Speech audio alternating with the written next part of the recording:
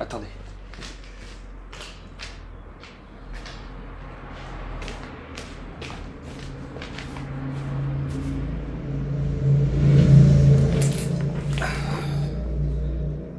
Bienvenue à tous sur Jamais comme prévu.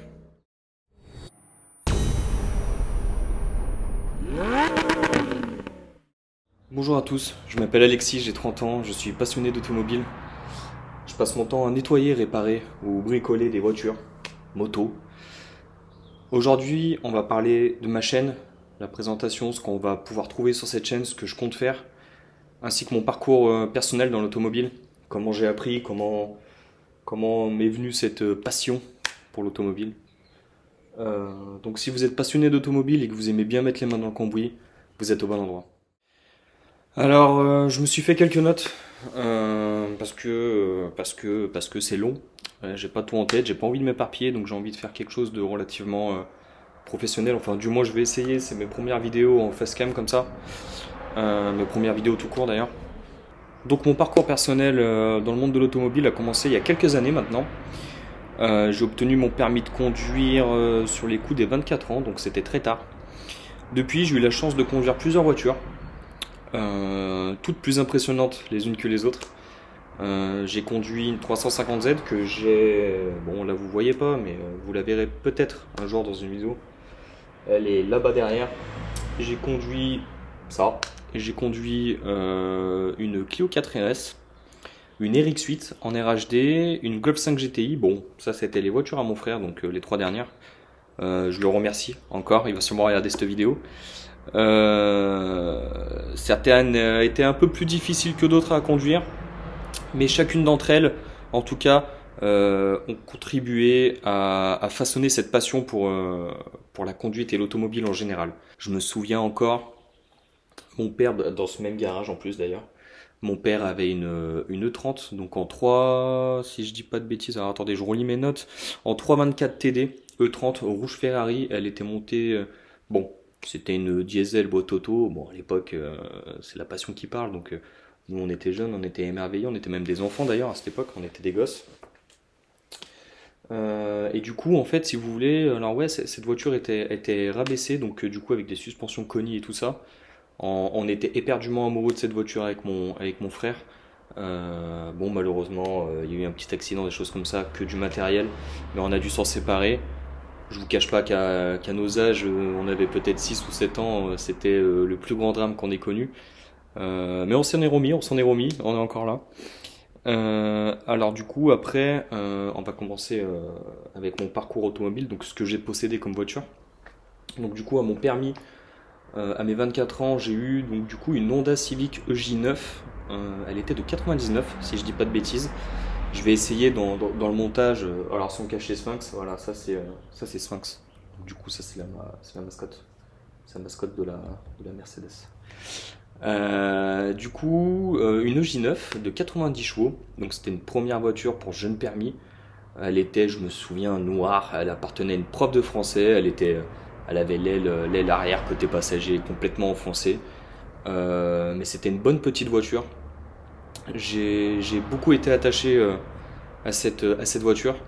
Elle m'a montré voilà, le plaisir d'avoir une voiture, le plaisir de customiser un peu une voiture. Bon, c'est l'époque des Civics, donc on a tout le temps des customisations un petit peu kéké. Moi, la mienne, j'avais voulu la mettre sur des jantes JR, des JR3 dorées, donc noir doré, et j'avais trouvé des combinés filetés, je me souviens à l'époque, des Zenki à 100 balles d'occasion. C'était voilà, c'était vraiment avec les moyens du bord. Enfin, c'était très très très low cost, c'était très amateur. J'ai voulu changer aussi du coup les écrous de roue. En changeant les écrous de roue, l'amateurisme a fait que je me suis trompé sur le filetage. Enfin bref, elle est restée à l'arrêt pendant 2 mois. J'ai galéré à changer les goujons. Les jambes de force, les machins, les trucs comme ça, tout grippé, ça cassait au fur et à mesure. J'étais pas équipé, bref, une vraie galère. Du coup, 2 mois à l'arrêt, un peu plus même. Ma première vraie galère mécanique et ma première du coup expérience mécanique tête baissée dedans, donc à la découverte complète. Et j'ai réussi à la remettre sur les roues, sur roue. Et elle marchait très bien. Donc après, s'en est suivi donc des entretiens. J'ai préféré changer les jantes avant de faire des vidanges ou des choses comme ça. Donc pour vous dire, à l'époque, le niveau du gars. Mais ouais, après du coup j'ai continué à faire des petites bricoles, des vidanges, des choses comme ça sur cette même voiture. Donc après j'ai dû la garder 1 an et demi, 2 ans, quelque chose comme ça. Et j'ai décidé de passer à quelque chose d'un peu plus moderne. Un peu plus... je suis désolé pour le bruit des camions. J'habite en bord nationale, donc j'espère que ça se ressentira pas trop sur la vidéo. Donc j'ai décidé d'opter pour une petite citadine, en fait, quelque chose d'un peu plus confortable, un peu plus, on va dire, me remettre sur le droit chemin, parce qu'avec une Civic dorée, enfin noire avec les jantes dorées qui étaient posées au sol, bon, on passait pas inaperçu. Donc je me suis acheté une petite Alfa Romeo de Giulietta en diesel, c'était les 105 chevaux, j'avais même pas encore fini, pardon, mon permis probatoire. Bon, du coup, je payais une blinde en assurance. Enfin bref, c'était une catastrophe. C'était la 105 chevaux JTD, si je dis pas de bêtises. Je crois que c'est ça le modèle. Après, cette voiture, elle était très pratique, très facile à conduire. Vous allez souvent me voir regarder mes notes, je suis désolé, ça m'aide. Quand on débute, ça m'aide. Du coup, elle manquait beaucoup d'authenticité et de caractère en fait. J'avais besoin de. En fait, je ressentais plus rien, je ressentais plus cette petite vibration pour l'automobile. Et la voiture, voilà, ça manquait que des petites pannes électroniques qui me rendaient fou. Donc, j'ai dû la garder 6 ou 7 mois et je l'ai revendue. J'avais un crédit en plus sur le dos. J'ai dû la revendre honnêtement bien moins cher que ce que je l'ai acheté. J'ai perdu de l'argent. Bon, après, c'est pas très grave. Et je l'ai revendu pour avoir une voiture un peu plus de caractère. Je l'ai revendu pour acheter une Mini Cooper. Ouais, tout à fait, Mini Cooper de 2004. Donc, l'époque où BMW, si je dis pas de bêtises, hein, BMW avait récupéré, du coup, Mini avait racheté Mini. Donc, ils avaient leur architecture de moteur et tout ça. Et moi, j'avais pas la Mini One de 90 chevaux, j'avais la Mini de 115 chevaux, il me semble. Donc c'était la R50, s'il y en a qui veulent faire des petites recherches sur internet. La R50, et je l'avais en grise anthracite, donc c'était un import, parce que je l'avais acheté à l'époque à quelqu'un qui faisait des imports. La même personne qui nous avait vendu la Z à moi et enfin à mon frère à l'époque surtout. Et du coup, ouais, elle était d'Allemagne, je crois, ou d'Italie, je sais même plus. Et en fait, elle avait un pack spécial, donc pack chrono, pas comme toutes les mini. Elle avait, donc du coup, sur le cadran central, elle avait jauge d'huile, pression d'huile, des choses comme ça, qu'on ne trouvait pas sur toutes les mini. Et elle avait deux blocs compteurs, un compte tour et un compteur kilométrique. Sur les mini basiques, normalement, le compteur kilométrique est au milieu, ça fait un grand cadran moche. Et voilà, et j'avais toit ouvrant, toit panoramique, enfin bref, elle avait toutes les options possibles. Elle était très bien cette petite mini, je l'ai beaucoup aimée. J'avais des belles jantes dessus, donc c'est pareil, j'essaierai de mettre des petites photos parce que j'ai pas mal de photos de toutes ces voitures, j'ai gardé pas mal de souvenirs. J'avais repeint les étriers en jaune avec, vous savez, le kit Foliatech sans les démonter un peu dégueulasse. Bon, c'était même pas peint derrière, enfin bref. C'était voilà, j'avais fait beaucoup de travaux aussi dessus. Et elle a eu le moteur cassé parce que j'avais fait un petit voyage en Espagne avec mon neveu. On va en parler, mon petit neveu. Et en fait, sur ces modèles-là, si vous voulez, le voyant d'huile s'allumait. En fait, il fallait être vraiment très carré au niveau du contrôle de l'huile parce que ça bouffait de l'huile. Et le niveau d'huile, en fait, le voyant s'allumait au moment où, genre, il y avait vraiment plus d'huile. Et donc, j'étais parti en Espagne sur un coup de tête. Et ma négligence a fait que, en fait, j'ai roulé un peu sans huile. Et coussinet de bielle, tout ça, enfin bref, moteur mort. J'étais un peu triste parce qu'au début cette voiture je l'avais achetée pour avoir une voiture, donc je le voulais pas forcément, mais en fait je m'y étais attaché. Bon, après c'est que du matériel, c'est que des voitures, mais ouais, je m'y étais attaché, du coup ça m'a un peu fait chier, ça m'a mis un peu dans la merde aussi. J'ai réussi à la troquer en l'état contre une Mazda MX-3, donc une voiture inconnue au bataillon pour moi. Mon neveu, à mon avis, va me tailler quand je vais dire ça, parce que en fait, je lui ai donné quand il a eu son permis. Et si je dis pas de bêtises, c'était un 1,5 litre ou 1,6 litre, je sais plus. DOHC, 100 ou 110 chevaux, je sais plus. Enfin bref, je sais pas, à chaque fois, j'arrive jamais à savoir ce que c'est. C'était pas le V6. À l'époque, les MX3 avaient des V6 en 1 litre 8. C'est pareil, je pense qu'il va me tailler. En 1 litre 8. C'était les plus petits V6 à l'époque. Donc c'était une bonne voiture qui avait une histoire quand même derrière. Et ouais, du coup, j'ai échangé la Mini contre cette voiture-là, qui m'a bien dépanné, qui m'a fait la main. J'ai juste fait une vidange, je crois, dessus, des petites bricoles, filtre à essence, enfin. Donc j'ai tout fait moi-même, hein, bien sûr. Et ouais, et du coup, je faisais vraiment le con, je la maltraitais cette voiture. Et je l'ai donné à mon neveu, et depuis, il a dû changer la boîte, des choses comme ça. Enfin bref, j'avais fait un peu trop le con, et le pauvre a ramassé les pots cassés. Mais du coup, maintenant, elle est en bon état, elle roule. Et la vie est belle pour elle. Et du coup, entre-temps, pendant que j'avais la MX3, en fait, si vous voulez, j'ai acheté la 350Z qui est là-bas, que vous n'allez pas voir tout de suite. Elle a quelques travaux à prévoir, pardon. Donc je l'ai acheté à mon frère, qui lui, en fait, a dû déménager, etc. Et moi, ayant perdu ma Mini, enfin bref, c'est une petite histoire, on va dire, familiale d'amour. Lui, pour me réconforter un peu, entre guillemets, m'a vendu cette voiture à un prix dérisoire.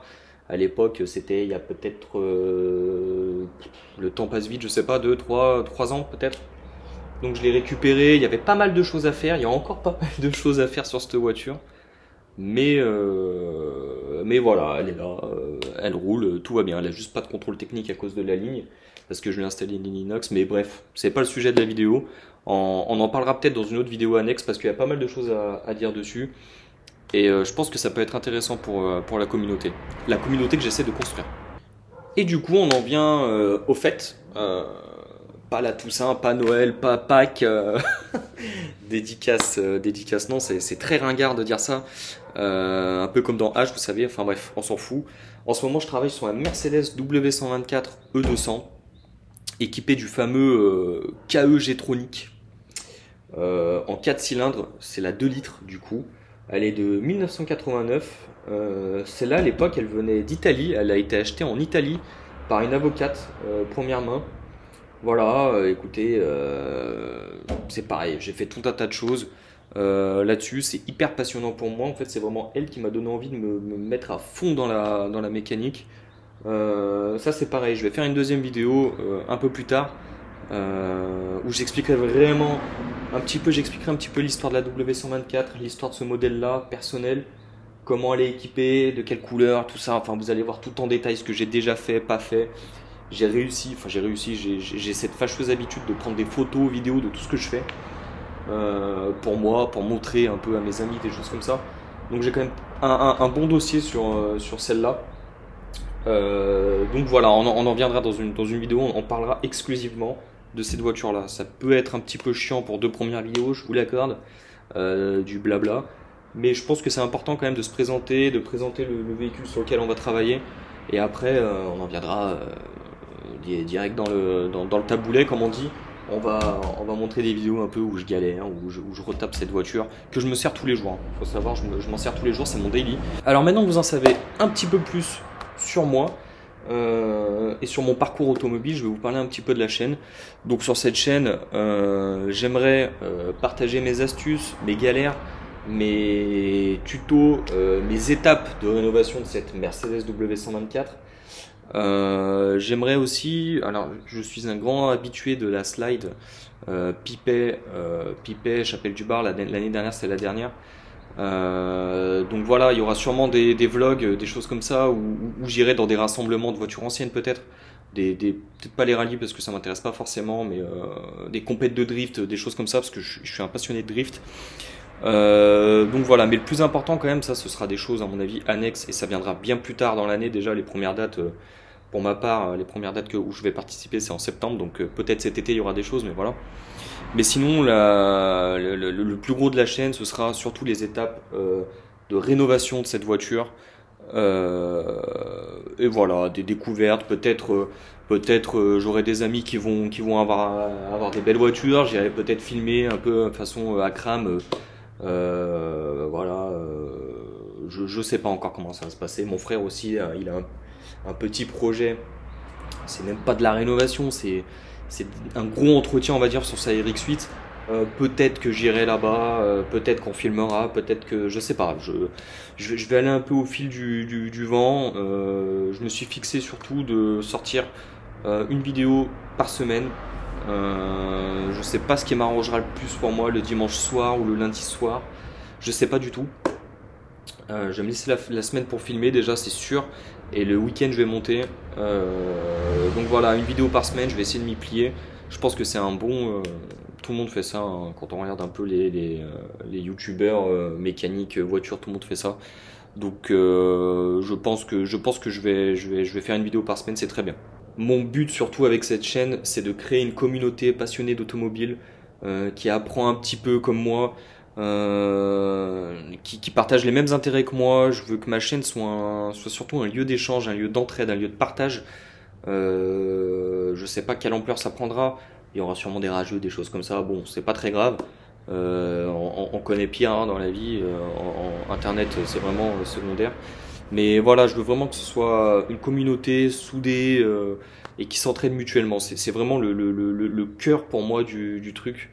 J'ai pas envie de faire des vidéos forcément pour gratter des vues ou des choses comme ça.